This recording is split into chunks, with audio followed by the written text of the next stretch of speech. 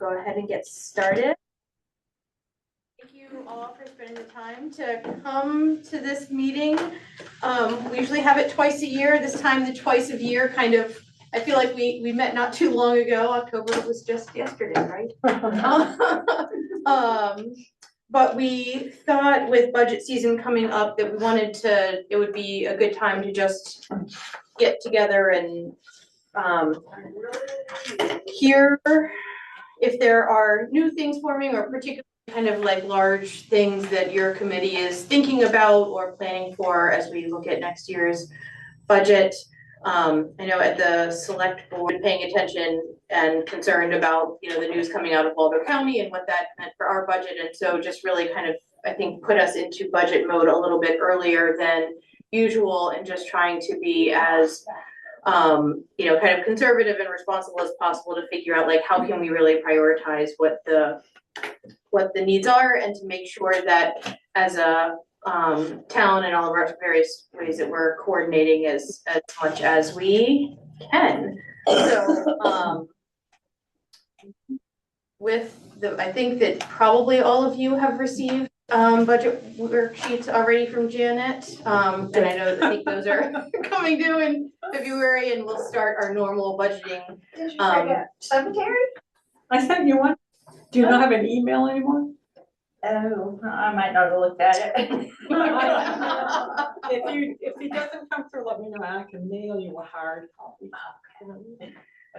And we will have all of, you know, our normal March meetings. So I know I'm kind of prefacing this with budget, but this is not in any way meant, shape or form meant to be like a budget defense immediately. It's just kind of as we're entering that season. So with that, kind of we'll try to use the same sort of format, like 3 to 4 minutes. Thank you, Carrie, for the detailed notes from our last meeting. So understand if things haven't changed significantly between now and you know, and when we met in October, but just figured it's a good time to reconvene. So would anyone like to go first with your perfect? Okay, I'll start off like I did last time with an update from IAP, even though it's not a committee, it's important. The 2 houses were occupied just before the holidays. So their people are living there, and the duplex will be occupied before the end of this month, which means that the last project will have come to a completion, and the board will be meeting shortly and obviously discussing what comes next. Next being what's our next project. I guess the big thing from housing is obviously it's been all over, which is the lack of or the cost of one or the other. So the housing committee met a week ago, and we were fortunate. We had members of the school board join us. We had 2 people from the school board. We had IAP, we had IESC there, and we discussed at length what those entities could do to address it. And out of that, we formed a smaller committee that's made up of IESC, IAP, Housing Committee. Peter, who was part of the Housing Committee from the Select Board, is there. And we have had one meeting, have another one scheduled in another couple of days to talk about what we can do, what we can foster. And so we'll have, we will be working on it on a fairly regular basis in order to get that done and at least get it assessed and analyzed and determine whether or not there is something there that can be done. It's exciting to see so many different groups coming to the table to work on it. So that's really encouraging. Questions for Michael? May I follow up? Absolutely. Since we're talking about some of the same things. Yeah, it's been very encouraging to me that the school committee and IAP and IESC have come together to talk about things. Sorry, because I'm fairly new, can each person introduce what group they're with, so I... Yes. So I'm Tom Tudor and I'm chair of the House. We'll try to coordinate to try to come up with something creative and effective. that motivation has led us to try to think about what we, ISC, can do in that arena. We have typically steered away from housing because when we were first conceived, we didn't want to step on the toes of any other organization, particularly IAP. And so our focus has been more on strengthening the local economy and working with business people. But there is nothing inherent that keeps us out of that arena. I'd also like to speak to and if you conceive of a new novel way that we might benefit the community, we are open to your suggestions. I guess I'd just like to report on our current state of affairs is that the Island Market is still our property, and that's running along lovely. I'm pleased to say that even after they removed the stainless steel bollards for the wintertime plowing, that people still park in some reasonable fashion. Our other big part of our activities is our business loan program. And over the course of our existence, we have loaned out over $630,000 to 15 individuals in town. And of that amount, more than half of that has been repaid. Several loans have already been dismissed. We have never had a loan fail. It is a credit to our community that we have done this with trust in our community members, and they have responded.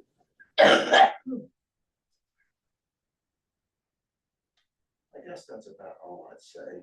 I do want to acknowledge, though, just sitting in this room with you, that that I come into contact often with Michael and Peter and others, and many of you serve in several different positions in town, and I appreciate all of your efforts. I know that's a lot, it's very time consuming. We have a very vital community because of a group of people like us. Thank you. Thank you. Thank you, Tom. And it is helpful, I think, as we go through this process, to be thinking about, you know, what you said about how, you know, how to provide stronger feedback loops if it's, you know, to the degree that it's helpful. But it sounds like you're focused on some really important things, so that it's really nice to hear. It has struck me before that, you know, I know sometimes in the town's deliberation, you don't really want to be landlords or own things particularly, but we are an adjunct of you and we can fulfill that function. So, you know, just throw that into the hopper when you're thinking about things.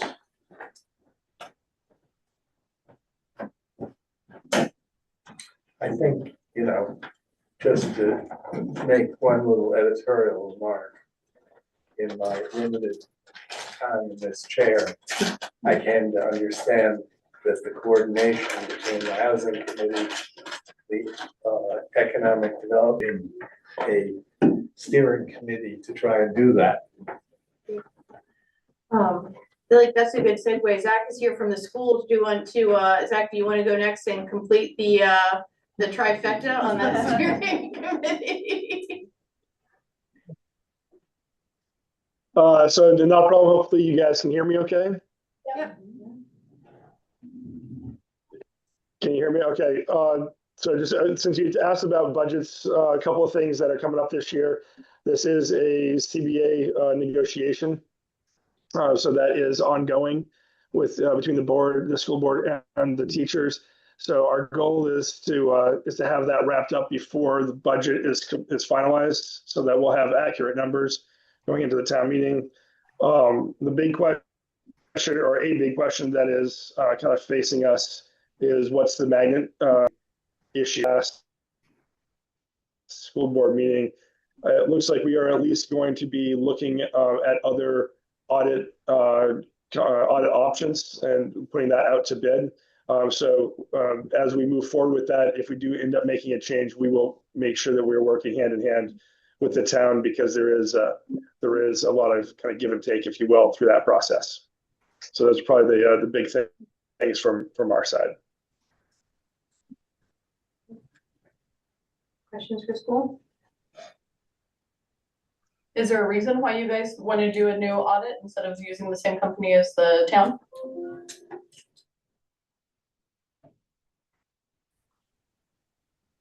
Yeah, to repeat. that. Yes, I've kind of gone unraised or unnoticed over the years that we're a little bit concerned about, and so that's why the finance committee has recommended that we look to make a change.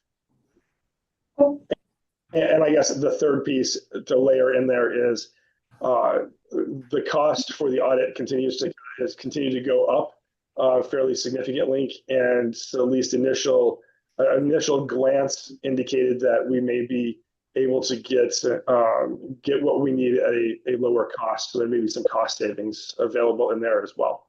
So I think those are 4 points that kind of go along with that recommendation from the finance committee.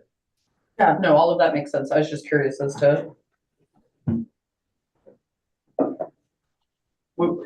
Working with Boulder County lately, we've been hearing a lot about audits and different things, and so it took my life knowing, like, ooh, what do you guys do?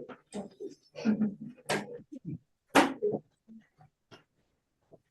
anybody want to volunteer to go next? I'll go next. Go ahead, Lauren. Hi, I'm Lauren Janney. I'm the chair of the recreation department. Here, I would if you can hear. Can you hear? I work closely with Colleen Dove, who is the director of recreation. We're focused on a few things. As always at this time of year, we're focused on the summer adventure camp. One of our biggest goals is to scale it up, which we started to do last year, but make it financially sustainable. It's something that we have previously been pulling a good portion of the cost of that camp from the town. We have not raised our fees for that camp since it opened. That's 10 years ago. At the same time, we want to make it very accessible for locals as well. So we've moved to a tiered system essentially for camp. If you are sending your child for 4 or more weeks, essentially summer care, there is a minimal price increase. We're going from $225 a week to $275 a week. And if you're going from less than 4 weeks, it's $350, which is sort of on par with the national nonprofit rate for camps. So that does help us increase the revenue that we'll bring in to cover 70% of camp, we think. That is our first goal with camp. The second one is to be able to really expand it. So we would love to open it up to potentially even off-island children. We've talked about it potentially being a decent pipeline to introduce other families to the island that might develop a relationship out here, maybe drive more magnet interest. But we didn't want to do that if it was going to be of cost to the town. So we wanted to make sure that the camp could at least pay for itself by the time we do that. So it's not something we'd be interested in or I think able to do this summer, but it is something that has come up in conversation. And I think kind of an interesting idea. The other thing we're really focused on is Maddie Dodge. So I don't know if you guys have noticed, there's a few projects going on. We've worked really closely with Book on redoing the basketball courts, the small court kind of at the far side of the parking lot. And people have asked if there will be a backboard to still play tennis off of. There will still be a backboard, but that'll be a nice safe place to play basketball outside of the parking lot for Islesboro residents and visitors. And then you probably also noticed the shade structure came down. It was deemed unsafe. So we took that down. We had a temporary structure up over the summer. I believe it's gone now. I haven't even been. Is it? We didn't. The plan was supposed to be gone. Maybe it blew away. I hope not. we will put something more permanent there. So we're looking to fundraise. Colleen has done a great job bringing in some funds for that. We're looking to fundraise, work with the school actually and the town. And I think she's started a task force to do a bigger fundraising effort and put something more substantial there, potentially even a changing room or two, so we can support the school as they're hosting games there. And also during the summer adventure camp as kids kind of permanently, get dropped off and picked up there every day. So those are big things. The past year we started Head to the Beach, which was a half marathon. It kind of kicked off a series of running races. It's another way in which we're fundraising. And we hope to continue to grow that and support the island community and pull other people out to the island so they can see how beautiful it is in July. As opposed to January. Yeah, we want, yeah. Keep up those races. Have you done some sort of a cost estimate on this magnet student attraction idea? No, we are not, no, but you know what, I think, our goal is to get to a place where every camper, it can really pay for themselves with scholarship programs and with the tier. But if you're an off-island camper coming out here, we would want to make sure that camper is paying for themselves. And I do think at $350 a week, we're probably there. It'll be interesting to see Is how there a comparable program to the adventure camp on the mainland? They're full. They fill up. I've talked to other camps just even about staffing, and they've said, they're turning campers away.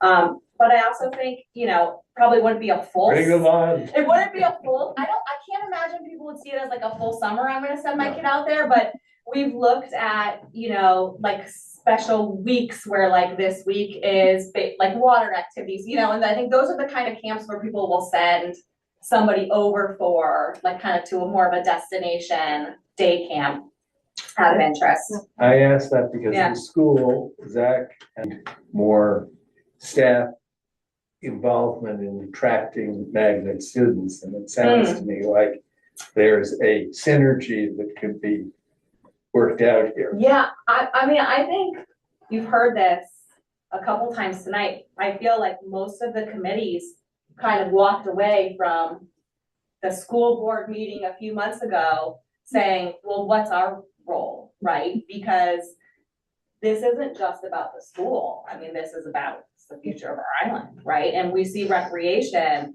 as a wonderful way to attract people to the island, introduce them and attract them to the island. And we think that that's part of our role. So happy to continue to work on that idea. That's great. Yeah. Thank you. That's exciting. And it's I'll go next. Okay. I'm Cindy Gorham from the ever popular Cemetery Committee. We keep plugging along, keep cutting trees. This past year, we got the stumps finally dug out at Bayview, so those little suckers aren't gonna grow back again, we hope. And fencing, because remember, trees hit the fence and you always have to fix that. But I think what my biggest need here tonight, and the reason I really here is we need more support from the town as far as not money. Everybody take a breath. Not money. I have three major points, and the first one is whoever is mowing at Bayview and Sprague, we need them to be very careful. Weed whacking, it does terrible things to the little footstones and some of the crumbly old gravestones. It's very expensive to get those people out here to do the repairs, and you're on a list for a year or so. One at Bayview got knocked over recently, and I think we'll be able to get that one fixed in the spring. But just be mindful, careful, and the same with some people plant perennials or have flowers out. A lot of times those get weed whacked. So that's the first thing. The second big issue we're dealing with is private burial grounds in people's backyards, basically. And currently we have two families who really don't want to have a graveyard in their backyard, which, sorry, the graveyard was there before you arrived. So it's critical to protect, these areas. These people, may not live there forever. And then it's like every time there's a new landowner, you start at the beginning. You do have a burial ground in your backyard. So one idea I had is to, in the planning board folders, maybe have like a bright orange piece of paper saying, hello, you have a private burial ground, and really explain the setback and hopefully catch it before, it becomes an issue. So I'm sorry, what is the issue? I mean, are people, There's a handful of different families that own property Right. that have now been informed through no lack of communication from Cindy, that they have a burial ground on their property that they cannot build a deck on, that it is in fact. Those letters, I have no idea who those people are. I mean, Well, maybe that's they're- what I'm asking for tonight. okay, so you need some horsepower behind you, We that's what do. you're asking for. I we think. do. Okay, understand, thank Would you. that be under the CEO's purview? We'll see. Yeah, partly, and our setback rule is more strict than the state. We have a 40-foot setback. Okay. As opposed to the state having a 25. So I don't know, like, when somebody goes in to do a job like a septic system or, anything, if they know that, if they know that our setback is worse. Would it behoove the town or the planning board to have a comprehensive map that showed all of these private I've cemeteries? done that, You've done that, that Yes. exists. yes. It's on the property record, isn't it? And not always, That's the one. not always. Not always. Hard? Right. Right. I don't know, but that's interesting too, even like Cindy said, a colored piece of paper, because it seems to me they take the whole file out of the cabinet when they're working on something, so. Right, and we have a map, and we also have, well, in one of the situations that we're currently dealing with, we have that whole report that Oh, yeah. exactly where it is. There were some really cool pictures, but when you're dealing with caretakers, you don't get much assistance either, so. All right. And the last thing is, please help us follow up on the prepaid shed that is going up at the Up Island Fire Station. Yeah, that's with an individual that we have been, Are we making progress? I'll talk about it later. You personally? What is, I don't, We've purchased a shed to be constructed to hold the cemetery committee items. And we're working out with the person that we bought it from when it will be completed. and that's going on that property up there? In the back corner. Yes, in the back corner. What is the equipment? Like, we have the flags for Memorial Day, the fencing, the ropes, she has a handful of We other. have lots of things that are currently being stored at the transfer station, and they're very difficult to get to. I mean, I see. we've dreamed of having a shed for a lot of years. It's not a big ask.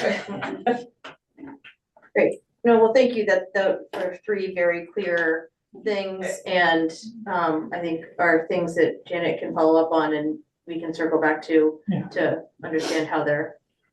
So it's in the record. Thank you, Cindy. Who's gonna see this record though? All of us here today. I have witnesses. Great. Thank you. I'll just keep going around the Yep, horn. go ahead. Craig Olson, I'm Chair of the Pollution Control Committee, formerly known as the Dark Harbor Wastewater Treatment Facility Committee. The distinction being the smallest municipal sewer system in the state of Maine. Nothing really to report since our last meeting. We do have to put in a new 5,000 gallon tank near PYY near our septic system for a state order or just testing and other things that they require. So in order to maintain our license, we have to have that installed by summer. I This have to go back summer, and read next the report. summer? Yeah, so I have to go back and read the report, but that we'll be working on that this spring. We have some money in capital reserve, but we aren't quite sure how that's all gonna work. We're waiting to hear back from our, Mike, Our license, our our contractor. licensee, yeah.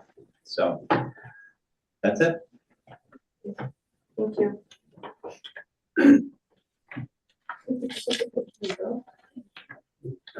I'm Chris Rod, I'm the Chair of the Health Center Advisory Board. We had some changes in personnel on the board. There were a couple of resignations and some new members. Jan West and Mike Kerr both resigned, and they were replaced by Jen Ware and Larry. There is a new supervising physician at the health center. His name is Brendan Prast. He's a family physician. Dr. Yetman, who has stepped down, was an internist and not terrifically comfortable with the care of pediatric patients. So it's nice to have a family doc who, can do wound and tomb care. He'll be at the health center about once a month on a Monday. Okay, he'll come up on a Sunday. I'll feed him dinner and he'll see patients on Monday. There are a couple of new other additions to the health center staff. These are per diems, people who are not there all the time, but coming as needed and to fill it in the schedule. Kathleen Philbrick is a new nurse practitioner. She has some expertise in wound care, and she's been doing a lot of work in that area already here on the island. Danira Mays is a physician who's a pulmonologist, who is also doing some per diem work here. She's a great asset because she's very good on, she can come for the weekend and she can ride in the ambulance and she knows how to deal with it, with really sick people because she's an ICU person. John Smith is a PA who's also doing per diem work here. So He's been out for 20 years. Yeah, but I'm just saying, in terms of per diem staff, that's who's around. And it's important because the numbers are going up. They're seeing around 3,000 patients per year. Wow. That's a lot, okay? They have about 45 lab encounters per month, 74 calls to our on-call clinician, 74 calls in a month. You kind of feel like your ear is glued to a phone. And 8 EMS calls per month. So it's a busy service. People are not sitting around twiddling their thumbs. Beth O'Mara has let us know that she will be resigning in the summer. She's going to pursue a doctoral program. And to me, that means if you're a nurse practitioner in a doctoral program, you want to do teaching.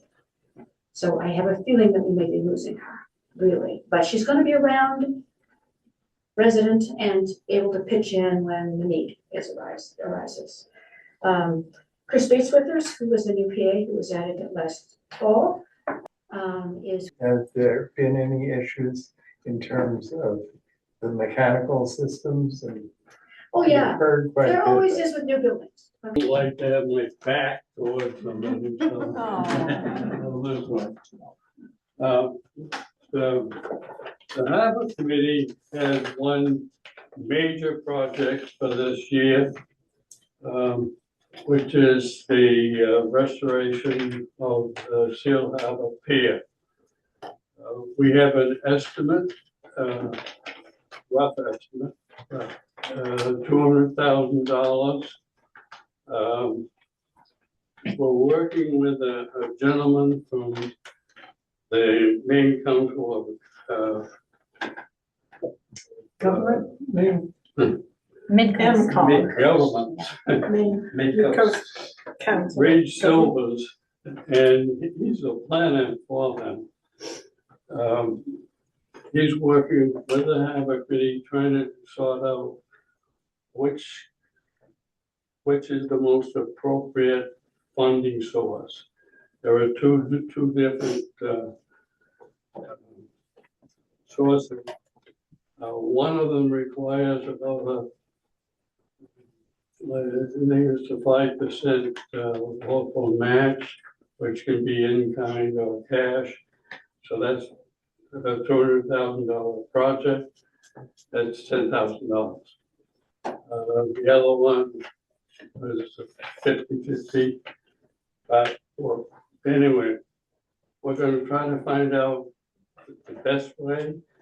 Right now, he's talking to MCOG about should we submit 2 projects? Should we keep them separated? Of the $200,000, to give you an idea, there's engineering studies that have been done, very comprehensive. So we have good documents to show when we go up to bid. We want a recommendation to the select board is that we need to go up to bid as soon as we can during the winter. Receive the bids this spring, build the thing this summer, get it all done. That's our wish. We also have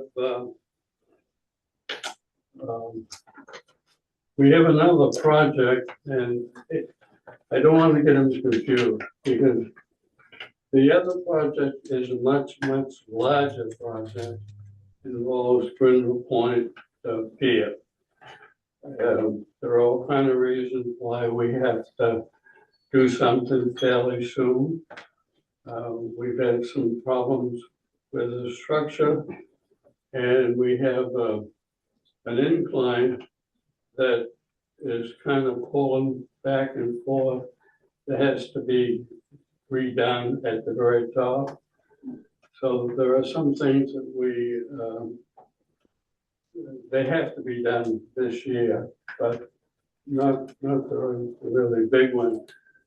When we want to involve the fishermen, aqua farmers, boat yards, the users of that system, to get their suggestions about like maybe driving a pole down so that when the fishermen come in, that's one of the things they would like to have,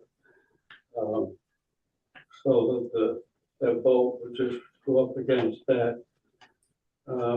So that's it. Thank you, Ken. Do you have anything for Lighthouse while you're right there? Do you have anything for Lighthouse? No, Ed Bacon's the chairman. Okay. Get out of that. I just noticed he wasn't here. Yeah. Ken, I have one question on Seal Island, on the float. Is there any cost share with the owners of Seal Island? Or a contribution because of us, that we now keep it open in the winter for caretakers and all of that, whereas we used to close that off? Well, Starbird falls all the way back to the, when they gave that to the town. Mostly. I haven't read that up. Yeah. Maybe.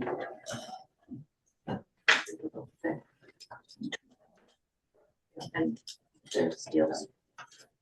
It's Harry. Yes, ma'am. So I'm Harriet Baring, I'm chair of the Energy Committee.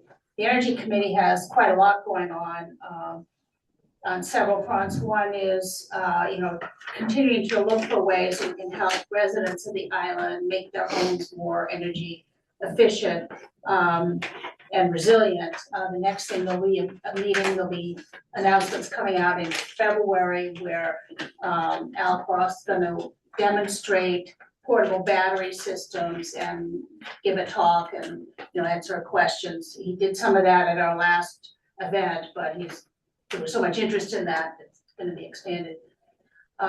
We also, finishing up our work on the the town buildings. The next piece is we're gonna be doing a little bit of, work on the fire station, basically to, upgrade the room that the generator is in.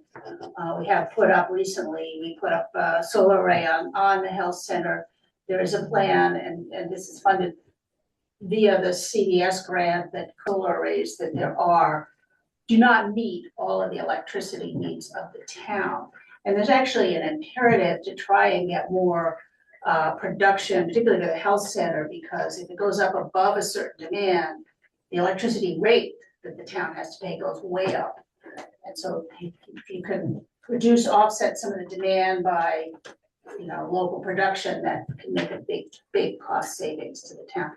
There also is, there will be, it's the equivalent of a tax credit that under the big beautiful bill that was passed earlier last year. The tax credits will be expiring at the end of next year, so we are looking at it as, from our point of view, a priority to try to get as much solar generation for the town as we can. Every $100 invested in solar power, it gets paid, well, you get, the payback is triple what you put in over the lifespan of the, at current rates. Of course, that could change over the years, but, and so we will be talking about that. We're looking at this, increasing the size of the array that's currently on the salt shed, talking maybe about the up island garage, and maybe there might be some space for a ground array there. So we're talking about those things.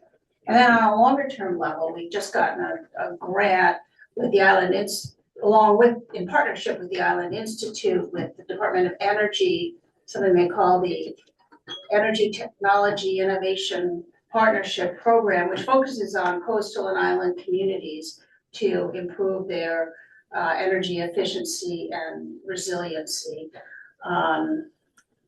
And we just got that, and what this provides is their engineers will help us develop a long-term plan to develop what they call microgrids and some storage on the island, which will help mediate the impact of power outages and hopefully reduce costs for everybody and make the island more efficient. So that's ongoing.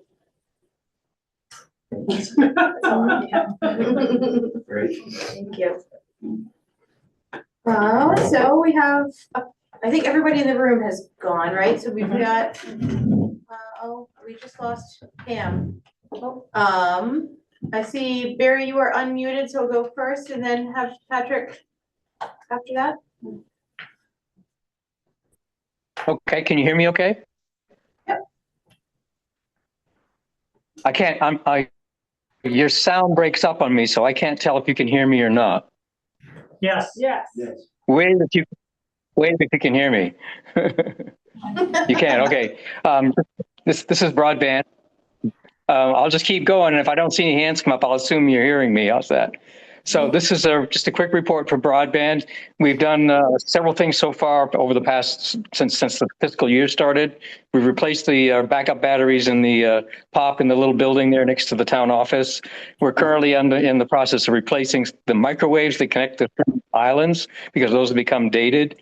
And in 2 weeks or a week and a half or so, we're going to be having a survey from GWI on the entire fiber system, so we can find out what needs to be worked on there.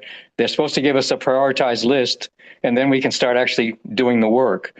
I will send in a note asking for the town to send a notice saying there's going to be trucks rambling around, so it won't make anybody get concerned when they see trucks going up the poles or whatever they're going to do out here.